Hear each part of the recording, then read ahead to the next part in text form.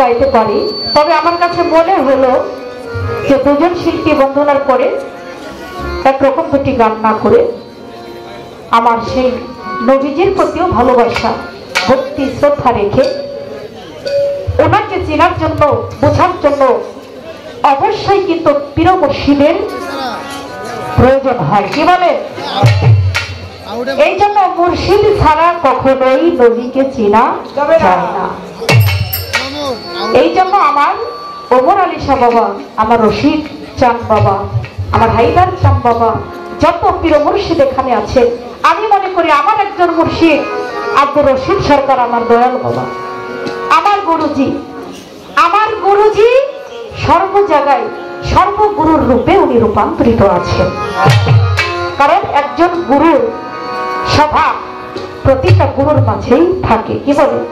আমার ওমর আলী শাহ বাবাও আমার রশিদ চাঁদের মতো, তিনিও আমার গুরু। আমি মনে করি যত দরবারে যাই, যেখানেই যাই, প্রত্যেকটাই আমার গুরুর দরবার।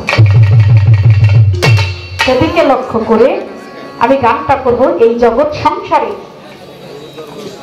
মুর্শিদের সবক যিনি নিয়েছেন, মুর্শিদের ভক্তি শ্রদ্ধা করে মুর্শিদের কাছ থেকে অমূল্য ধন সম্পদ যদি কোনো ব্যক্তি অর্জন করে থাকেন, সেই ব্যক্তিকে কখনো দুনিয়াতে আগুন দিয়ে পোড়ানো সম্ভব না।